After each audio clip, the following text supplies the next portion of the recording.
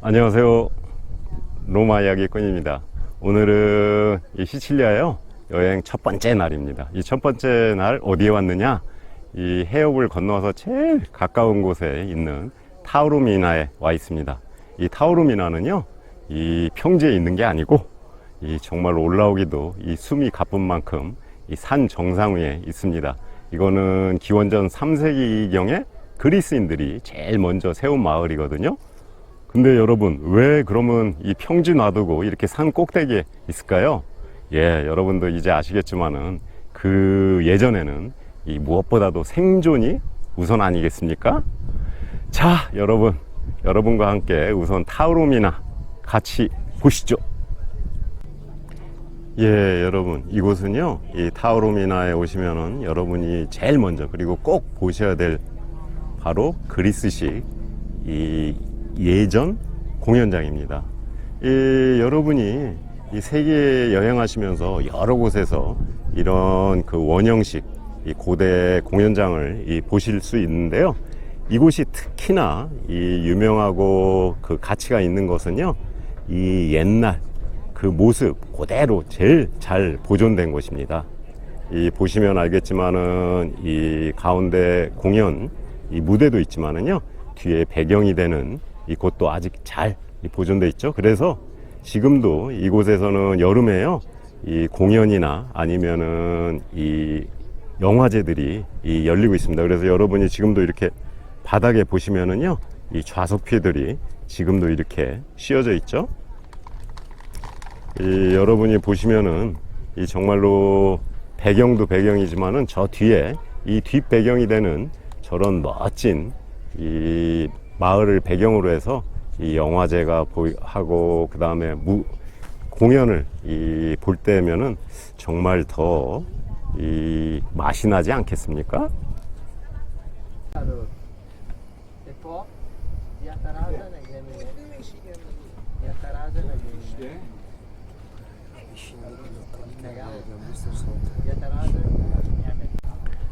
예, 여러분, 제 뒤로 아주 멋진 이 풍경이 펼쳐지죠. 이곳이 바로 시칠리아입니다. 이 시칠리아는 종종 우리나라 제주도에 이렇게 비교하는데요. 그렇지만은 이 크기부터가 이 제주도의 13배 무척 크죠. 그 다음에 인구는 약 500만 명입니다. 이 시칠리아는요 예전부터 예전에 그 지중해를 차지하는 자가 이 세계를 지배하는 시대에는 여러 민족들이 이곳을 차지하고 지나가고 차지하고 또 이 뺏기고 하는 역사가 되풀이됩니다. 그래서 이 시칠리아 역사를 아시면은 거의 그 서양사 유럽에서 그 당시에 누가 제일 강자였는지를 갖다가 파악할 수 있거든요. 짧게 말하면은 처음에는 이곳은 이 그리스인들이, 본토에서 온 그리스인들이 세운 자치 도시였습니다. 그러다 이게 로마 시대 때는요, 이 로마 시대 때 지중해를 사이에 두고 두 강자, 즉 로마하고 이 지금의 아프리카 그 튀니지 지방에 있는 카르타고 이 개가요 서로 두고 싸움을 합니다. 이것이 바로 유명한 이 3차까지 이어진 포에니의 전쟁이죠. 그곳에서 로마가 이겼죠. 그렇지만 로마가 멸망했지 않습니까?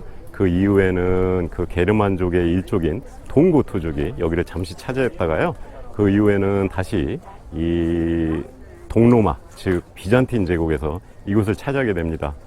그러다가 이곳을요 그 이후에 오랫동안을 지배한 민족은 누구냐 하면은 이슬람 이 민족입니다. 그렇기 때문에 이 시칠리아는 독특하게도 이 본토하고는 다르게 지금도 여러 곳에서 이 이슬람 이 문화를 갖다가 많이 섞여 있는 걸 찾아볼 수 있게 됩니다.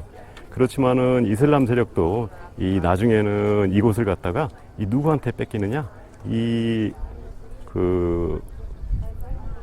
노르만 그 왕국에게 뺏깁니다. 노르만 하면 여러분이 잘 모르실 텐데 아마 바이킹 하면 여러분이 아시겠죠? 예, 저쪽 노르웨이 지방에서요 이 프랑스의 노르망디라고 하는 유명한 그런 그 땅도 차지할 만큼 그 당시에는 아주 강한 세력이었거든요. 기어이 시칠리아까지 배를 타고 와서요 이곳에 자기네 나라를 세웁니다.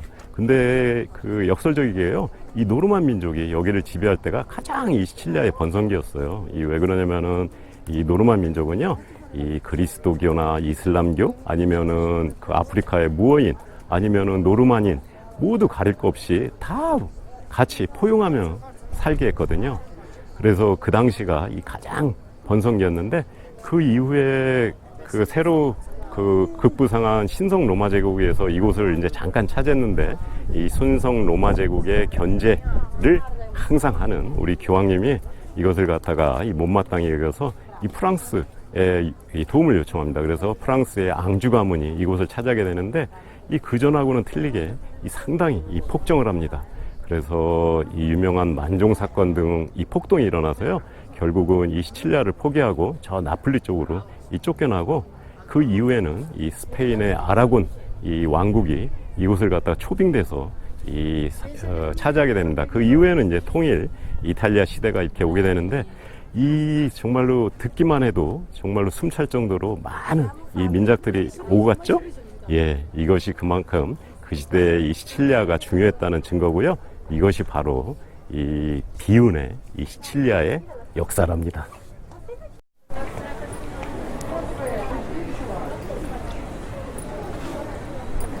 예, 여러분이 이 타로미나에 오시면은요, 이곳이 가장 우리나라의 서울의 명동 같은 거, 이 코르소 움베르토 거리입니다.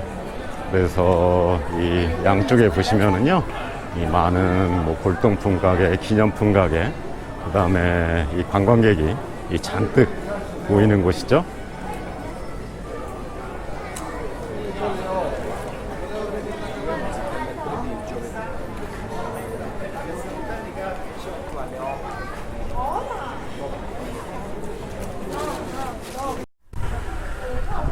예, 여러분이 이 시칠리아를 돌아다니시다 보면은요, 요소요소에 이 시칠리아의 상징인 이것을 보실 수가 있습니다. 보기에도 좀 흉측스럽죠? 이 다리가 세 개면서 이 가운데 있는 것이 이 바로 여러분이 유명한 이 메두사입니다. 이것이 근데 시칠리아의 상징이 된 거는요, 이 이야기거리가 있습니다. 우선은 이 다리 세 개는요, 예전에 이 시칠리아에 가장 융성했던 세 개의 도시를 나타내고요. 이 가운데 있는 메두사, 이 메두사는 여러분도 아시겠지만은 이 머리카락이 다 뱀으로 되어 있는 흉측한 괴물 아닙니까? 그렇지만은 처음부터 메두사가 이런 모습이 아니었습니다. 이 메두사는 상당히 이 절세의 미녀였거든요. 그래서 이 절세의 미녀는 이 바다의 신 포세이돈하고 이 사랑에 빠지게 됩니다.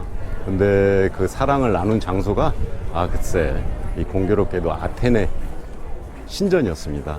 이 아테네 여신은요, 자기가 가장 아름다운 여자라고 믿는 여자면서 이 질투심이 많은 여인이었거든요. 그래서 화가 나서 이 메두사를 저주를 내려가지고 저런 모양으로 만들었던 겁니다.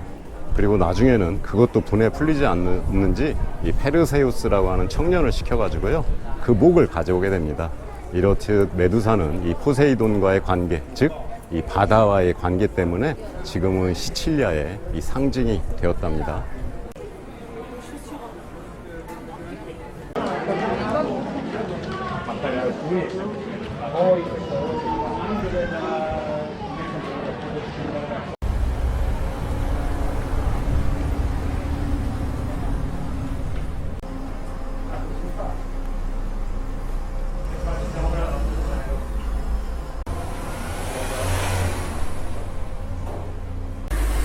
여러분이 이 시칠리아를 돌아다니시다 보면은요, 이렇게 사람 머리 모양을 한 화분입니다. 화분을 많이 보실 수 있는데요, 여기에 얽혀진 얘기를 들으시면은 조금은 섬찟하실 겁니다.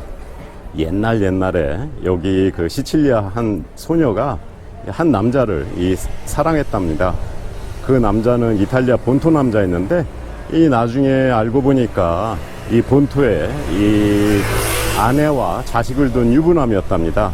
그래서 본토에 이 돌아만 가야 된다고 이 말을 듣고는, 이게 나쁜 의미였는지 아니면은 좋은 의도였는지는 몰라도 그 남자의 이 목을 베가지고 자기 집에다가 모셔놨답니다.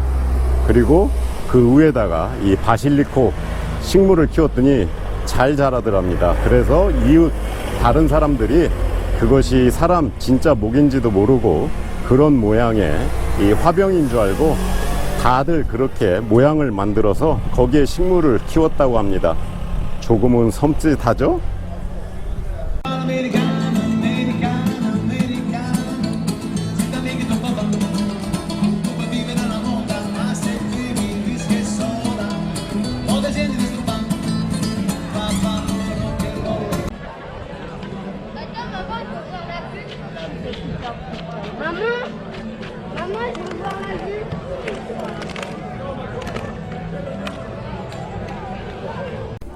예, 이곳은요, 이 타오로미나에 오시면은 이 코로소 움베르토 거리를 제일 끝에까지 걸으시면은요, 이 4월 9일 광장이라고 하는 이 아주 아담한 이 광장을 갖다가 이 만나실 수 있습니다. 특히나 이곳이 더 유명한 거는요, 이곳 전망대에서 보시면은 정말로 가장 아름다운 이탈리아의 남해 이오니아 해죠. 이오니아 해의 이 경치를 볼 수 있는 곳이라 이 많은 사람이 찾게 되는 곳입니다.